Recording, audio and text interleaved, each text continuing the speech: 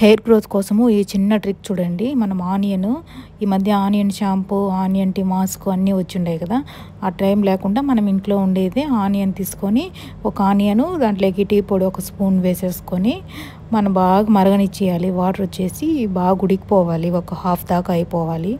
Half అయిపోయిన తర్వాత ఈ వాటర్ వచ్చేసి మనము బాగా చల్లారిన తర్వాత ఈరోజు ఉడకబెట్టుకొని నెక్స్ట్ డే అయినా వాడుకోవచ్చు. లేదంటే ఈరోజే ఉడకబెట్టుకొని చల్లారిన తర్వాత హెయిర్కి అనేది అప్లై చేసేసుకోవచ్చు.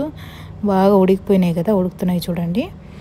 ఇది మనకు ఆనియన్ ఈ మధ్య ఎక్కువ వాడుతున్నాం కదా హెయిర్కి. హెయిర్ ఆయిల్ కూడా ఆనియన్ వచ్చేసి ఉంటుంది, షాంపూ వచ్చేసి ఉంటుంది.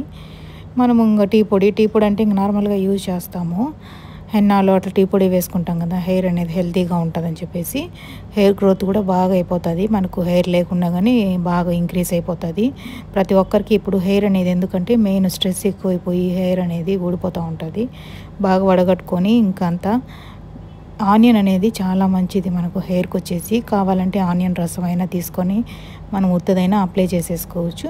తర్వాత మన దగ్గర షాంపూ ఉంటుంది కదా, షాంపూ వేసుకొని వాష్ చేసేసుకుంటే సరిపోతుంది.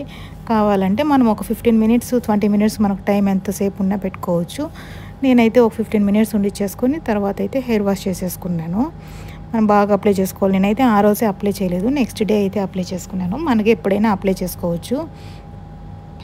మనకు స్మెల్ అనేది ఆనియన్ విత్ టీ కదా, టీ అనేది చాలా బాగా వస్తుంది. ఇది స్మెల్ వచ్చేసి స్మెల్ అప్పుడే తెలిసిపోతుంది మనకు.